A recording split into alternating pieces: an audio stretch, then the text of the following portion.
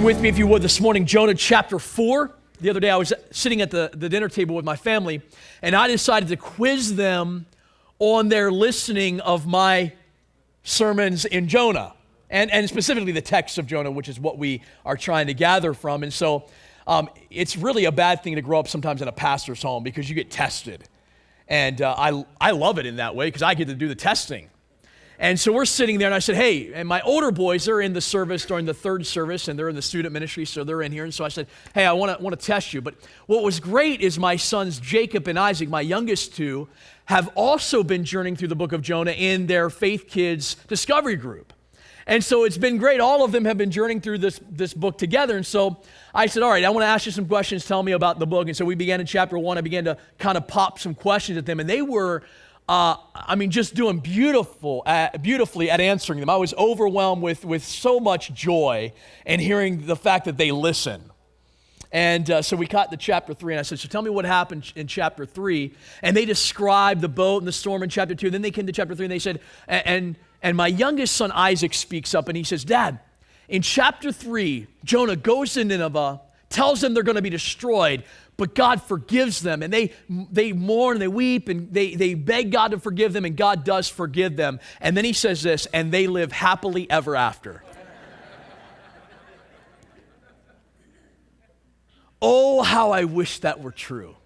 I looked at them and I said, actually, guys, what you make is a fantastic point. Isaac, the insight that you have in this text is astounding, because this story should end in chapter 3, should it not? I mean, think about this for a moment. If there wasn't a chapter 4, we've got the fairy tale ending in chapter 3. They are happily ever after. A reluctant prophet becomes an obedient evangelist, and the biggest revival in human history breaks out in Nineveh. Chapter 3 ends with this great crescendo where God responds to their repentance with grace and mercy. And then we come to chapter 4. And chapter 4 makes this entire story a bit awkward and uncomfortable, if I'm being honest. And what we find in chapter 4 is some insight that if this story was merely about Nineveh, it would have ended in chapter 3. But this story is not just about Nineveh. It is not merely about the work of God in the city of Nineveh of these wicked, heathen, pagan people, but this story is actually wrapped in the heart of Jonah. That what God desires isn't just for Nineveh to know him, but even his prophet to know him. In fact, this is the only prophetic book in the Bible that dwells not on the message of the prophet, but on the prophet himself.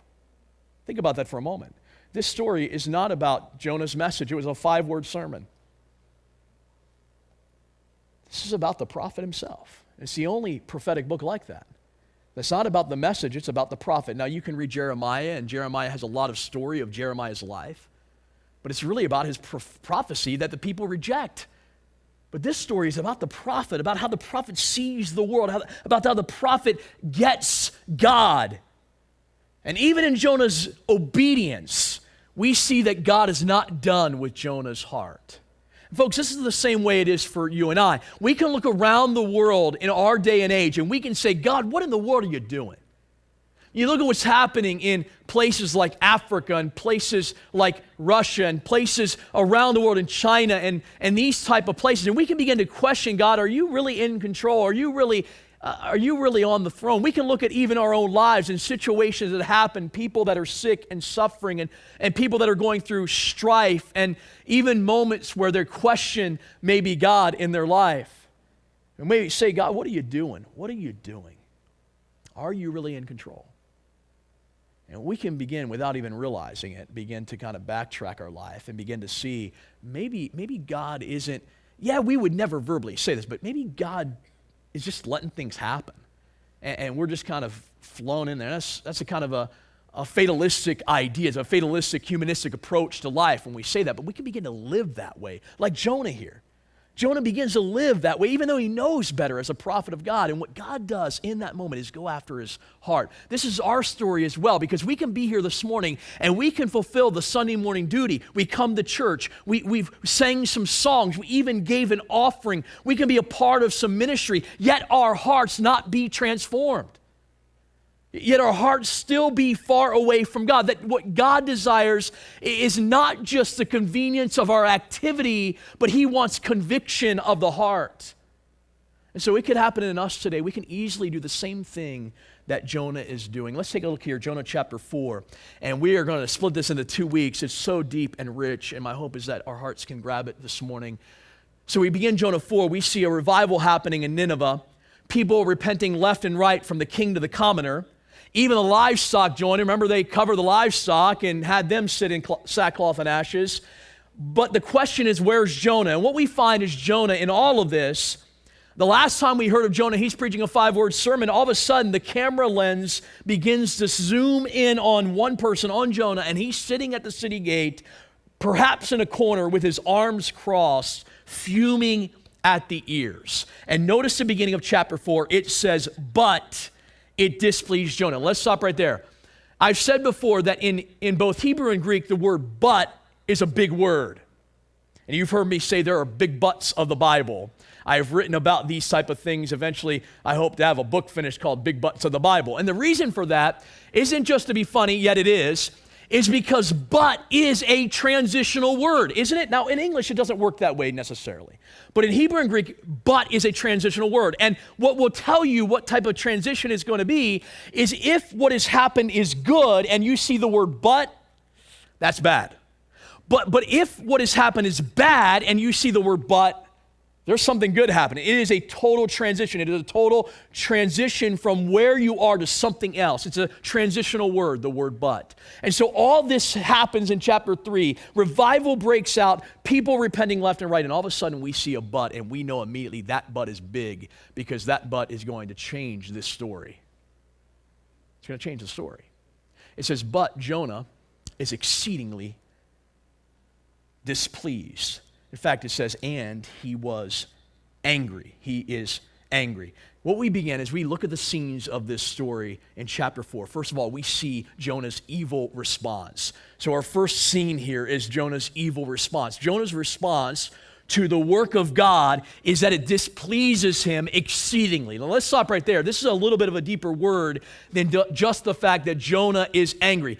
And if you know, as we've been studying this book, there just seems to be all these twists and turns. In fact, Judson Mather, a well-known author in the Christian world, he said this about Jonah.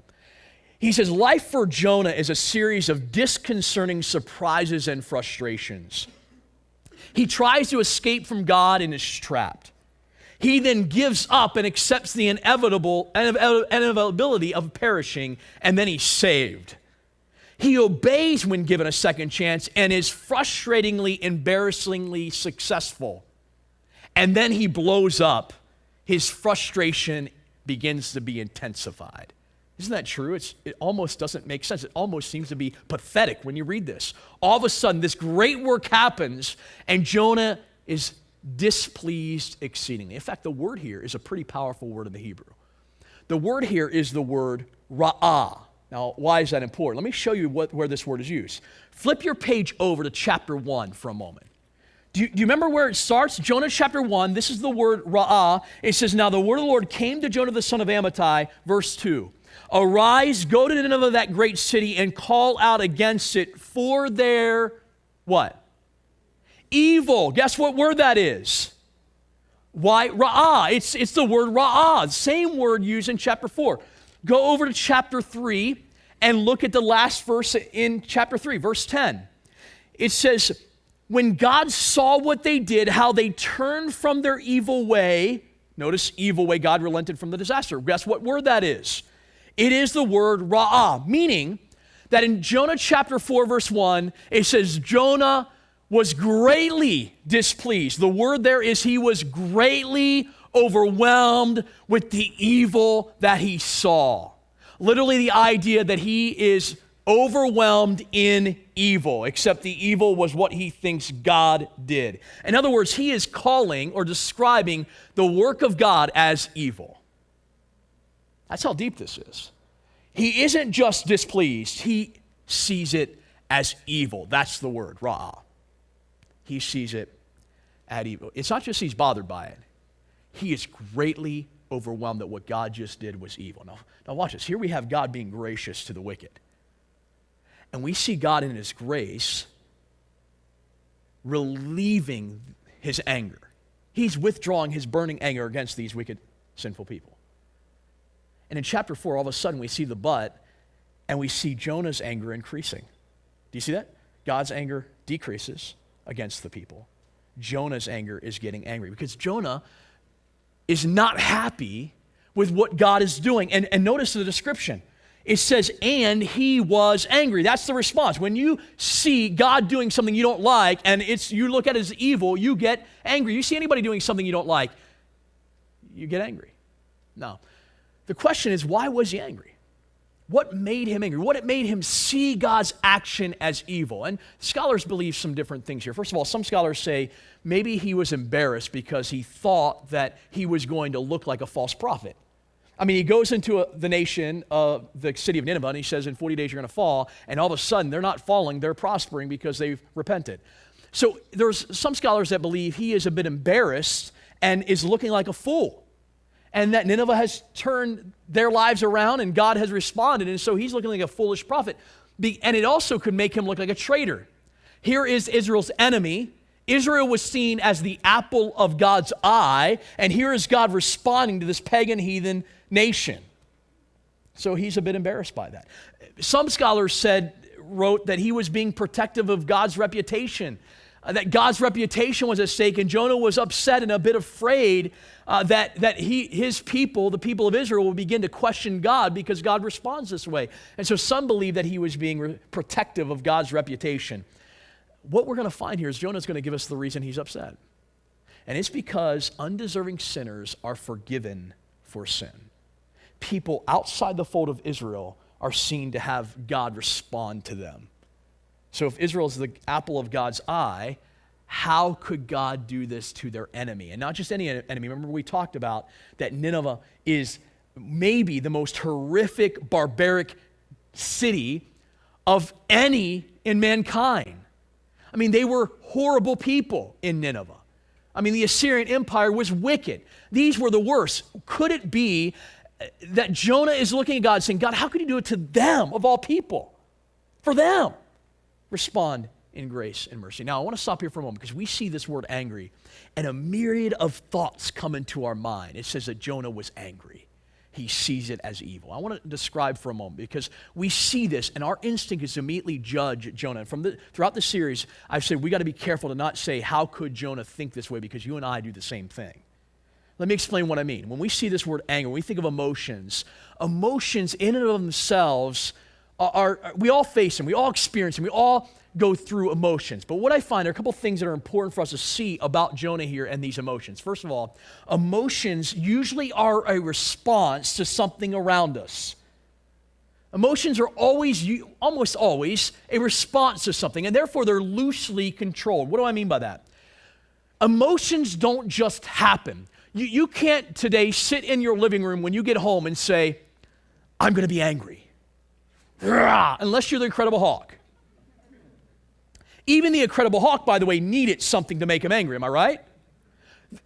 Emotions are a response to something. So the other day we were watching the Orioles game, and the boys and I were watching, and we ended up seeing the highlights, but there was a walk-off home run, and my youngest son, who loves baseball, went and he saw this home run, he goes, yeah! What was he doing? He was emotionally responding to what he saw happen. It was a response to something, and he was excited because there was a walk-off home run, and the Orioles won. It was a response. Something happens, right? Your spouse says something you do that you know they shouldn't. How could you say that? What are you doing? You're responding emotionally to something that's happened. It doesn't automatically take place. Emotions are a response to something happening. The problem is that makes them uncontrollable at times. It's, as someone once described, emotions can be like pinball. And we all probably know people that are like that, right? 1 minute, yeah, it's so great, it's such a great day. And the next minute, oh, this is the worst day in the world, worst day in life. And it can happen like that. Why? Because it's usually based upon circumstance. Secondly, emotions, by their very definition, are amoral. What do I mean by that? Emotions are not right or wrong. Emotions are not right or wrong in themselves. God made us with those emotions. To be made in the image of God is to be given some of those emotions. The problem with emotions are what is the context that brought us to that emotion and what is our response to that emotion. That's where sin comes in. It's not just merely the emotion. Emotions are amoral. It's what brought us to that emotion and what is our response in the midst of that emotion that make it sinful or wrong. Thirdly, emotions have to be felt, expressed, and experienced in order to be processed. As we read throughout the scripture, this idea of emotions has to be processed. Now, this is important because our normal default mode of taking care of emotions is to do one of three things. First of all, when there's emotions, we tend to deny them. So it was funny, I remember months ago, one of my sons was a little bit angry. And so I, in all wisdom, looked at him and say, "Son, are you angry?" And that's that heart-probing question, like making him think. And he looks at me and he goes, "I'm not angry." Really? I'm not angry. Clearly, that idea of denying our feelings, we're denying it. I don't feel this way. It's not really like that. When it really is, we know it, but we're denying it. Secondly, we can push them down. We can push our feelings down and try to just ignore them. Just act like they're not even there. Push them down deep. Here's the problem with that, folks. When we just push them down, eventually, it's like the proverbial jack in the box. Eventually, something is going to turn that notch. Something is going to push that button, and out's going to come the emotion if it's down there. There's an old African proverb that says this. It says, "Whatever a man is filled with will spill out when you bump into him." Eventually, what is in is going to come out. So just to push it down. Thirdly, we can cover it up. You ever heard people say, "I'm just going to put my nose to the grind"? You ever heard that expression? That expression is the idea that we're just going to act like everything's fine. I'm not even going to deal with it. I'm just going to cover it up and keep going. I'm just going to have my nose to the ground. I'm not going to deal with my emotions. Now, here's the problem. And Jonah does this right. Jonah sees this emotion of anger, and notice verse 2. And he prayed to the Lord. And I believe this is a good example to us. He understands his emotions, he expresses them, but he takes them to the right place. And so we go from an evil response from Jonah to an honest prayer. He comes to the Lord in prayer. Folks, this should be an example to us. He takes his feelings, his emotions of anger, and he brings them to the right place. And by the way, in this text, never do you see God faulting him for having these emotions. Never do you see it. In fact, I think God appreciates the fact that Jonah comes to him, plus we know that Jonah has nowhere else to go. He's got nowhere else to go. He goes back to Israel. He's looked at as a bad prophet. He's got nowhere else to go. God does not fault him for his emotions. God is going to deal with the problem with his emotions, but he's not going to fault him for them. So Jonah here goes to the Lord in prayer, which is where we should all go in the midst of those emotions that are sometimes uncontrollable. We go to the Lord in prayer. Now, by the way, this is the second prayer that we find in the book of Jonah. The second prayer. The first prayer in chapter 2 where he's crying out for help and seeing God as the God of salvation. Now here's the second one. We see him crying out in anger. Notice why, he tells us. And he prayed to the Lord and said, "O Lord, is not this what I said when I was yet in my country? That is why I made haste to flee to Tarshish, for I knew that you are a gracious God and merciful, slow to anger and abounding in steadfast love, and relenting from disaster." He says, "God, I knew these things about you." So we see this honest prayer. He cries out and he says, "God, didn't I tell you this when we were back in the beginning of this story?" And remember, we began this series by looking at this verse saying, this is why he is running. We see right away, he gives us the reason in chapter 4. And he says he mentioned this to God in chapter 1. We just don't see it written for us. He says, "God, I knew you were going to do this." In fact, there's a very telling word here I want to point out to you. Do you see where it says, "This is why I made haste to flee"? And we don't use that terminology, at least I don't think we do. We don't say, "I made haste to run." It's like an old word, the word "made haste." The word in Hebrew here is the word kadam. Why am I telling you that? Because the word kadam, I think, is telling the story. Because the word kadam literally means, the literal meaning of the word kadam means to step ahead or to step in front of something. Isn't that the problem? Isn't it the reason we at times question God because we try to take a step ahead of God? That's exactly what this word means. It means that God becomes one step behind. So we see something in life that we don't like, where God's workings run perpendicular to our thoughts. And so we say, God, let me handle this. Now, we never say it because we don't want to be sacrilegious, but we do it. God, I've got this. And we step ahead of God. And if you want to say, I think this is telling that Jonah admits, I stepped ahead of you and I ran.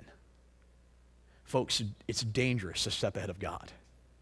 We are in a journey where we have no clue of where it takes us sometimes. And faith, by its very definition, means I'm going to follow you. I'm going to trust your way better than my own. So when we take a step ahead of God, you already have danger. It would be like walking through a forest where you have no clue where you're going and you have a guide and you choose to lead the guide instead of having the guide lead you. That's dangerous. That's the picture here. Jonah admits it. He says, I ran ahead of you, God. I made haste and I ran. I thought this was the way it should be, and he admits it.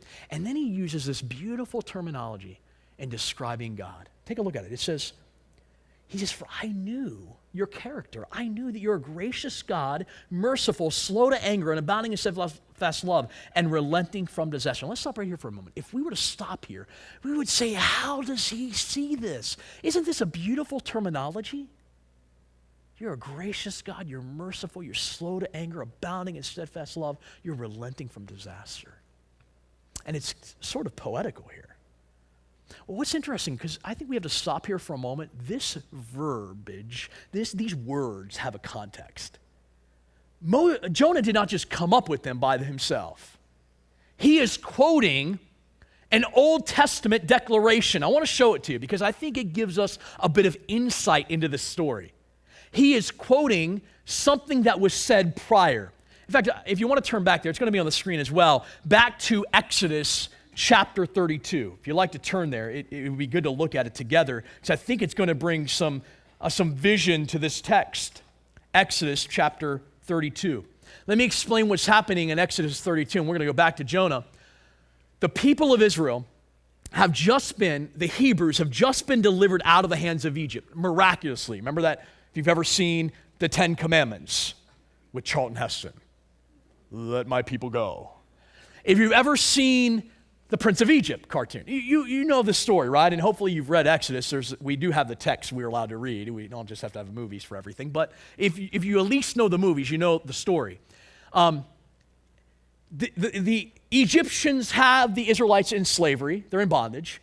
Moses becomes a prince of Egypt miraculously, and you know the story. He makes his way out to the wilderness of Paran where God gets a hold of him, shows himself to him. Moses goes back as a deliverer, and God uses Moses and 10 plagues to deliver the Hebrews out of the land of Egypt. And they go crossing the Red Sea miraculously and come to Mount Sinai. While at Mount Sinai, they begin to worship God, and they realize that they're a nation now, so they need some laws. Laws need nations. So God invites Moses up to the mountain and asks him to bring 2 tablets of stone. Moses goes up to the mountain with 2 tablets of stone, and it says that God writes with his finger the law. Now, while Moses is up on the mountain, you remember what happens? The people of the Hebrews, the people of Israel, not yet a nation, are back down the base of the mountain. And what are they doing? They've gathered together all the gold, and they build a golden image. Remember that? They build a golden image. They begin to worship the golden image. Why? Because Moses is taking so long on the mountain, and they're fearing that he's dead. While on the mountain receiving the law, God says this to Moses. Exodus chapter 32, verse 7. It says, and the Lord said to Moses, go down, for your people whom you brought up out of the land of Egypt have corrupted themselves. They have turned aside quickly out of the way that I've commanded them, and they have made for themselves a golden calf and have worshipped it and sacrificed to it and said, these are your gods, O Israel, who brought you up out of the land of Egypt. And the Lord said to Moses, I have seen this people, and behold, it is a stiff-necked people. Now therefore, let me alone, that my wrath may burn hot against them, and I may consume them in order that I may make a great nation of you. By the way, the word there, My wrath may burn hot. The word burn hot is the same word used in Jonah 4:1. Jonah's angry. So God responds and says, Moses, I am going to wipe them out. They're giving this false idol gods credit for bringing them out of Egypt, and I'm going to wipe them out. I'm going to start over with you. Now watch what happens. Moses responds. In verse 11, Moses implores the Lord and says, O Lord, why does your wrath burn hot against your people, whom you have brought out of the land of Egypt with great power and might? Why should the Egyptians say with evil intent did he bring them out, to kill them in the mountains and to consume them on the face of the earth? Turn from your burning anger and relent from this disaster. Remember that word, chapter 3, relent, not calm. God, from a human perspective, changes, although God knows what he's doing. He's always the same. Remember Abraham, Isaac, and Israel, your servants, to whom you swore by your own self and said to them, I will multiply your offspring as the stars of the heaven, and all this land that I've promised I will give to your offspring. Verse 14, and the Lord relented from the disaster that he had spoken of bringing on his people. So Moses says, God, remember your faithful promise to Abraham, Isaac, and Jacob. Remember you said you would make a great nation of them. Don't destroy them. Now, folks, I just want you to realize for a moment, if God had destroyed them and started over with Moses, anybody know what Moses was? Was he not a Hebrew? God could have started over and still kept his promise. God could have wiped them all out except for Moses and still have kept his promise to build Abraham, Isaac, and Jacob a great nation and a great land. Still could have been done. But God, in his wisdom, knowing this test of Moses, responds to Moses' words and says, all right, I won't destroy them. So Moses goes down the mountain. You remember the story. Moses goes down the mountain. He's got the 2 tablets. He goes down the mountain. He sees the golden image, and what does he do? He throws them down at the image, and he goes off. Or as I like to say, he goes postal. He goes off on the people of Israel, and he says, you stiff-necked people, how could you do this to our God? And they begin to be afraid, and they confess. And what we find is God then shows up in a cloud during the day and fire by night. And this is where this all begins, this cloud and fire, and this all takes place. And then we come to chapter 33, and Moses, it says in chapter 33, verse 11, that Moses is speaking to God face to face like a friend. But Moses is a bit afraid. Let me tell you why Moses is afraid. Moses is afraid because God doesn't destroy them, but will God's presence still be with him? That's the question of Moses. Is God going to then take his presence away even though he didn't destroy them? So Moses has this conversation with God. He won't destroy them, but will he stay with them? So Moses asks God this question, chapter 33, verse 12. Moses said to the Lord, see, you say to me, bring up this people. But you have not let me know whom you will send with me. Yet you have said, I know you by name, and you've also found favor in my sight.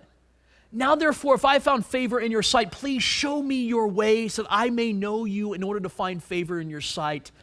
Consider, too, that this nation is your people. And God says, my presence will go with you, and I will give you rest.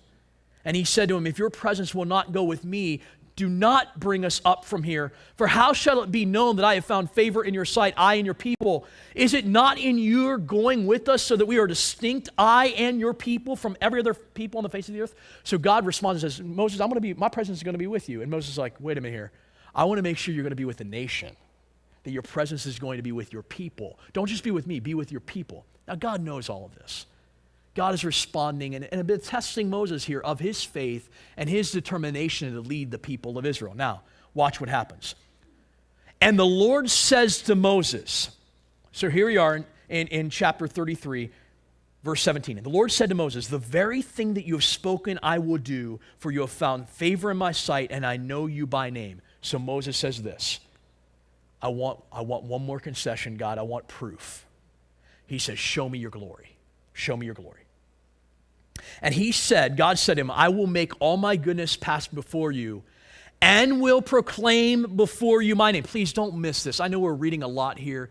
This is absolutely beautiful. God says, I'm going to show you my goodness, and I'm going to let you know my name, the Lord. And notice his description, and I will be gracious to whom I will be gracious, and show mercy on whom I will show mercy. But he said, you cannot see my face, for man shall not see me and live. And what God says, what I'm going to do, I'm going to pass by you, and I'm going to put you in the cleft of the rock, but you can't see my face because you'll die. My glory is so magnificent. But I'm going to put you in the cleft. I'm going to walk by, and I'll let you see just a glimpse of my goodness, and you will know my name. Now, we go to chapter 34, and that's where it takes place. And this is what I want to point out. So if you don't get anything else, you know the story of them coming out of Egypt. You know the story of them having this false idol.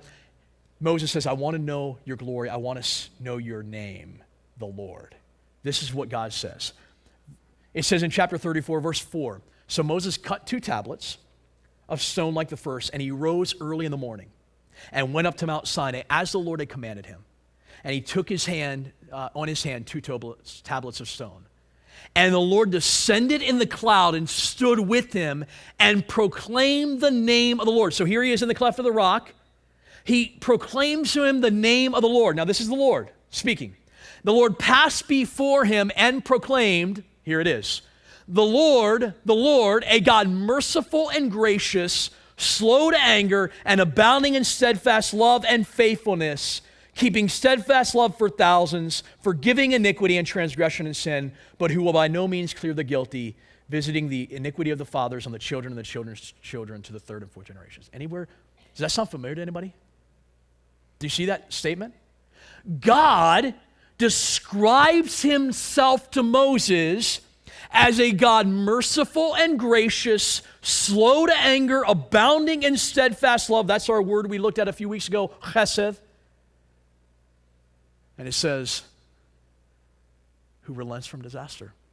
And it goes on and says, who will not let the guilty go unpunished. He will be just as well.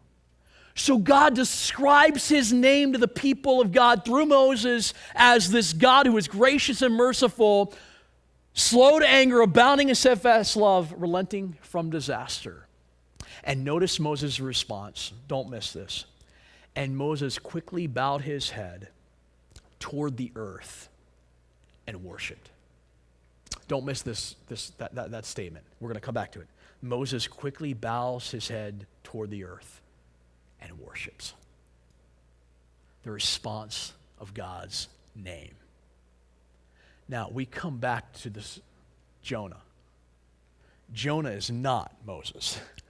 We know that. But this phrase becomes what seems to be a credo confession.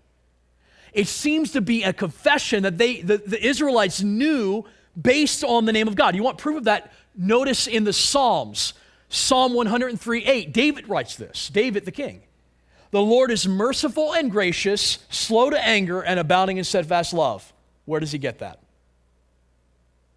In fact, he writes it as a hymn, as a song. This is the credo name of God. God is this way. Here's a description of God, of the Hebrew God. Now we come to Jonah, and notice Jonah says it absolutely perfectly. Here's the point. Jonah has perfect theology. Perfect theology. God, you are a God merciful and gracious, slow to anger, abounding in steadfast love. Yet his heart is profoundly out of line with God's character. I mean, he's repeating to God the name that God gave himself. Anybody find that funny? I love listening sometimes to my boys, especially now as some of my boys have gotten older. I listen to the older boys repeat our words to their younger brothers. Like something will happen, they'll be like, Mom and Dad said, da, da, da, da, and they'll repeat it as if they're the authority now. And it's kind of funny to me because I'll question them. I'll say, where did you get that? I mean, that's an awful wise saying that you just said.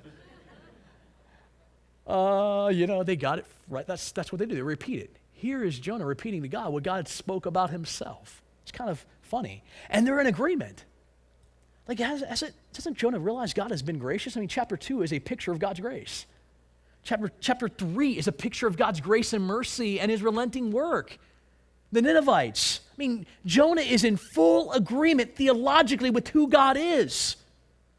I want to pause here for a moment because we have seen throughout this book, the word that has come up over and over again is the word grace. Gracious. Gracious. That's the theme. It's an extended theme of the book is grace. I mean, we see this intervention. In Jonah chapter 2, Jonah is a recipient of grace. Jonah knows that the people of God, the Jewish people, are a recipient of God's grace at Mount Sinai. He quotes the verse from when Moses got the name of the Lord. So he realizes that they have been recipients of grace, but he doesn't like the extension of that grace to the Ninevites.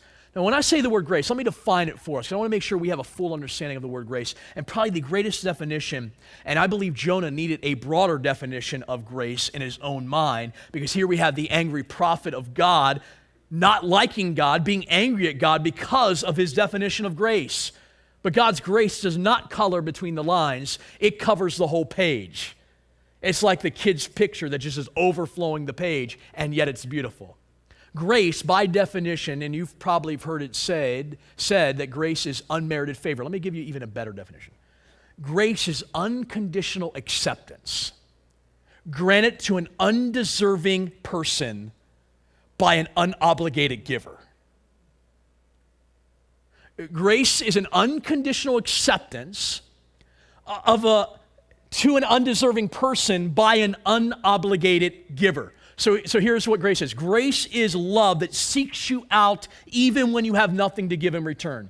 Grace is love coming at you that has nothing to do with you or I. Grace doesn't make demands, it just gives. One author said, and from our vantage point, it always gives to the wrong person. Think about that for a moment. Grace always gives to the wrong person. Anybody here deserving of grace? No, grace is always given to the wrong person by its very definition. It never is given to the right person, because if you're the right person, you don't need grace. Grace is given to the undeserving person. In fact, it says that the most extravagant sinners of Jesus' day received his most compassionate welcome. And this one author writes it this way: grace is divine vulgarity that stands caution on its head. It refuses to play it safe and lay it up. Grace is recklessly generous and uncomfortably promiscuous. I like that. Grace is for the undeserving. It's promiscuous in its work. It is reckless in allowing we who do not deserve it to have it. But Jonah believes this grace has a limit. Jonah says, wait a minute here. There are people that do not deserve this grace. There is people that are so undeserving they shouldn't get it. And he is angry and cannot accept the fact that God throws grace at anybody who asks for it. And Jonah, like Israel, does not admit how undeserving they were in receiving the grace of God. And in the result, he becomes self-righteous. By the way, you want to know, the only person that doesn't get grace is the person that thinks he deserves grace. Isn't that true? If you think you deserve grace, you don't need grace then. You don't get it. And that's self-righteousness at its core. That's being self-righteous. And by the way, the connection between being self-righteous and angry is pretty big. And I think Jonah is a picture of that. And you're here this morning, and maybe there are people in your life, maybe there are people that you can think of that come up in your mind who you think do not deserve grace. Maybe it's somebody who has hurt you in the past. Maybe it's a spouse that was horrible to you, or maybe it's a child that rebelled against you. There are people in our lives sometimes. Maybe it's a nation, by the way. Maybe it's another culture, another nation. Sometimes we can take the position of Jonah and say, God, I don't like the way your grace intersects my life. I don't like the way your grace intercedes in this moment. I don't like the direction of it. And we also can be like Jonah and say there are people and situations that don't deserve God's grace. Don't deserve God's grace. In fact, this bothered Jonah so much. Take a look at verse 3. We're back in Jonah, by the way, Jonah 4. It says, therefore now, O Lord, please take my life from me, for it is better for me to die than to live. God's grace has been so offensive to Jonah that he says, I'd rather die than live. I'd rather be put to death than have the Ninevites receive your grace. Remember, we can't, and we said this at the beginning, we can't be saying, how dare Jonah, because we got to point to ourselves and say, what about my heart? What about my heart? What about me?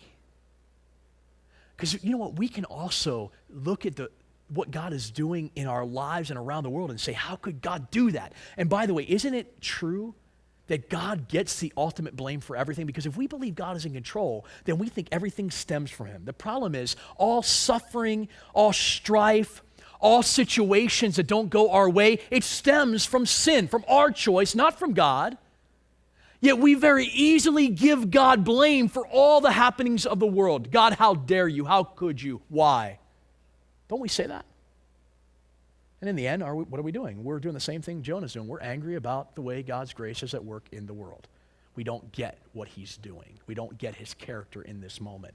And so we get angry about it. And we would never say it because we're too religious to say it. But we think it. We believe it. We feel it. We experience it. And Jonah goes so far as to say, I'm willing to die. His vision of grace and mercy is so narrow, he says, take my life. In other words, he is saying, if I could have ran again, I would have run. I would have taken the same out if I could have it. Now,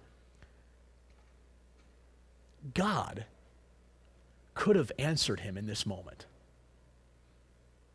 God could have answered his prayer. It's an honest prayer. God, take my life. And God could have said, bzz. And I don't know why whenever we think God wipes somebody out, it always goes bzz or something. There's got to be a noise with it, right? Zap, pow, bam, boom. Gone. Jonah, I'm done with you. You did my work. See ya. Sayonara. Smell you later. God doesn't. Jonah deserves to be wiped out, and God could have answered his prayer for the second time. Instead, what we see is a third scene of this text, which we see a gracious response. We see a gracious, and I would use the word gracious here because we see God's grace. And I believe the most astounding part of God's grace in this story is not even the grace at Nineveh, but the grace for this horrific prophet, where God responds with a gracious question. This is one of two questions that we're going to see in chapter 4. We're not going to deal with both of them today, but notice the question. Verse 4, and the Lord said, do you do well to be angry? Do you do well to be angry? In the Hebrew, literally this says, do you have a good reason to be angry? By the way, I think it's the NIV that translates it that way. It's actually the best translation here. Do you have a good reason? Do you do well to be angry? Do you have a good reason to be angry? Let's be honest, it seems to be normal in our Christian lives as well, doesn't it? I mean, we are a people that can justify our own anger or disappointment. That is far less significant than Jonah's situation. Like we can, maybe it's because of job situation. Maybe it's because a boss has treated us poorly. Maybe it's a financial situation where we see a bill come in that we didn't know was expected, and we can begin to be a bit frustrated at God. And maybe we won't say we're angry, but we're definitely frustrated. I mean, it could be an accident, it could be malice, it could be rejection, it could be natural disasters that we see take place, illness that could come into our lives. It could be a myriad of other problems. I mean, life can be a sobering experience, and as a default, we can actually treat the goodness of God as badness without even realizing it. And God says, do you do well to be angry? Now, folks, I want us to see that I believe there's a connection here. We're going to hit this connection, apply this to our lives, and then end. But there is a very distinct connection. At the beginning of the series, we said that the story of Jonah is a storied presentation of the gospel.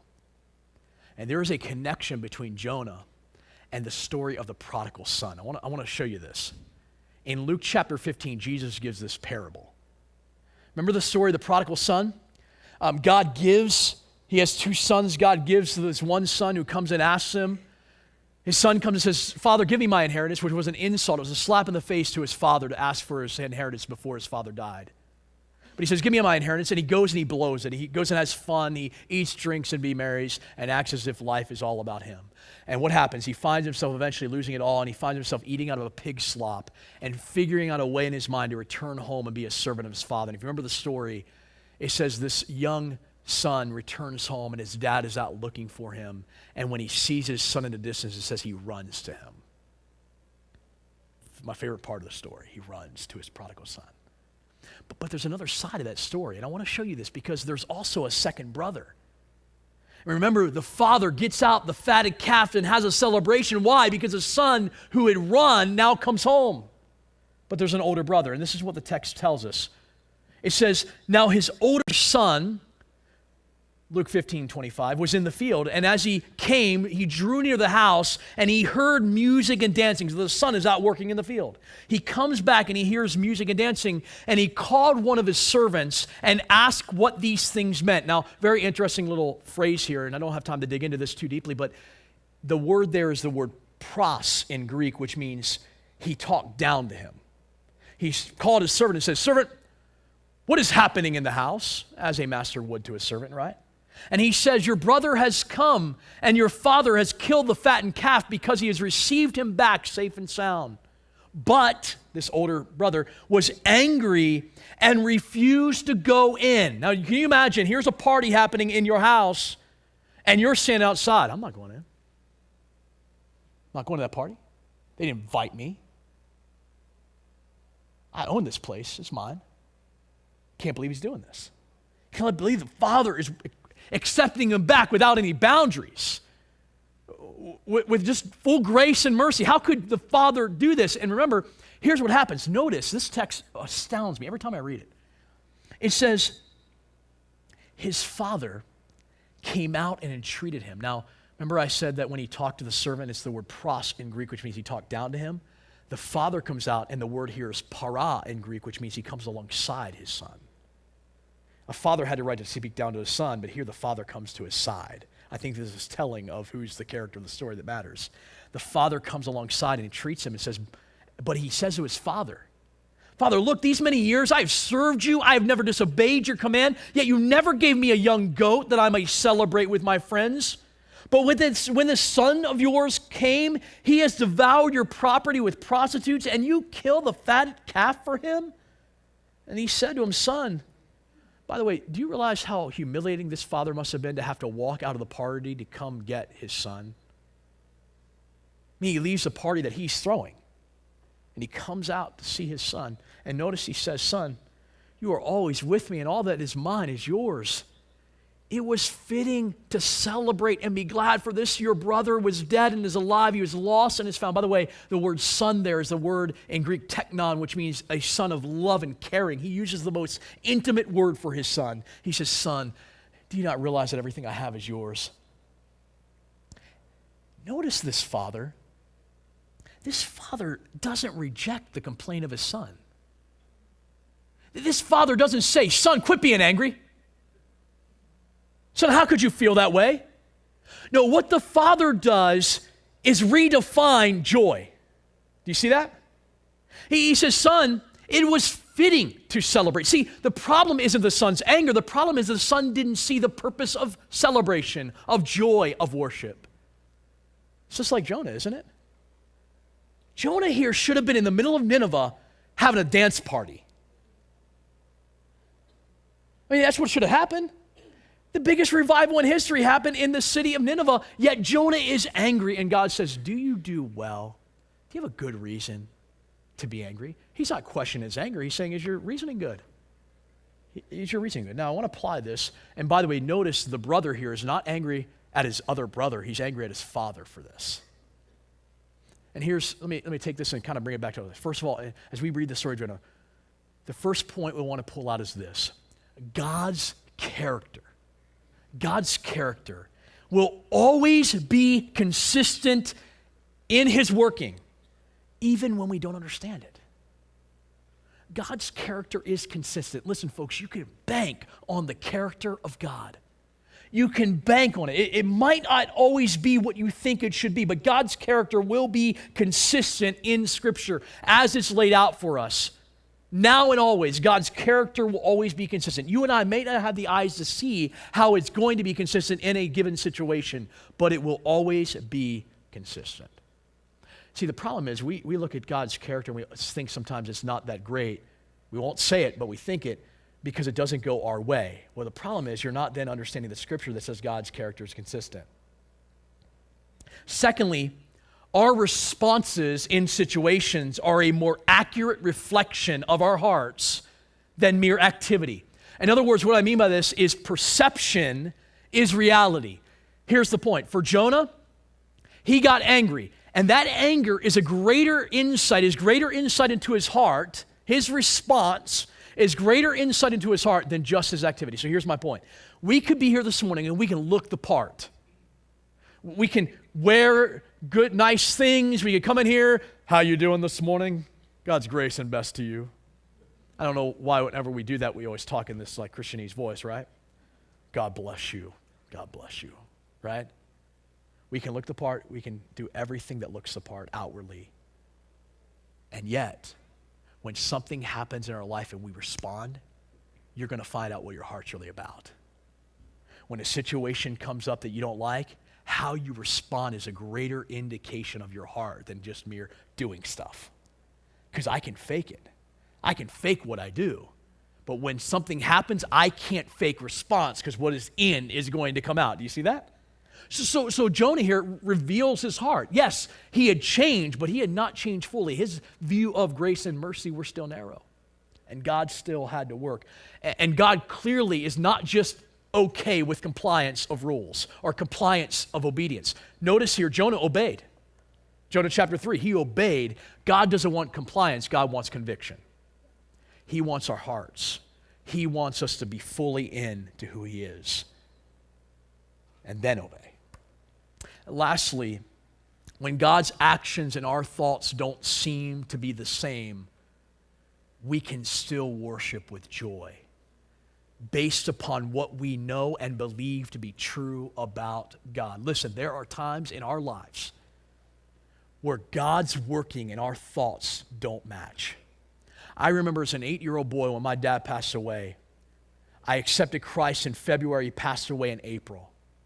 And I remember as a young boy raising my fist to the sky and saying, God, how could you? I just gave you my life, and this is what you do. And that began a journey for me, even as a young person, to learn this question in my mind is, how could God do these certain things? And you know what I keep running into when I read the scripture? I keep running into a God whose character is consistent, whose character doesn't change, who is working out his plan even when I can't see it. Every character in the text of Scripture didn't understand where God was going or doing, and yet they had to trust. That's why it's called faith. Read Hebrews 11 or 12. Wasn't that the calling? Is to have faith even though you don't see it. Even though I don't grasp it, I don't get it, I see God's handiwork, and I can look back at my life and see God's character has been the same. Notice verse 2, Jonah says, for I knew that you were going to do this, yet it did not transform his heart. It says he knew, and if you'd like to underline with that word, he knew the character of God and didn't like it. Here's the point, the more I dwell on the consistency of God's character, the more he becomes the consistency of my joy. The more I dwell on the consistency of God's character in the scripture, the more he consistently becomes the joy of my life. And here's what happens. Remember when Moses got this name of God given to him, described him? What was his reaction? It says he bowed his head and worshiped. What did David do in the description of God's name? He wrote a song of worship based upon the name of God. What happens when you get the character of God? It shouldn't be, we might feel angry, but it shouldn't be to run from that. It should be, God, I know you're consistent. I don't like it right now, but I know who you are. I know you and I believe you. I trust you. And so I'm going to worship you with joy. And I'm going to have you as my joy when I don't know where else to turn or what else to do. Joy unspeakable and full of glory. The New Testament describes the joy of the believer. That should be our joy. That should be our response.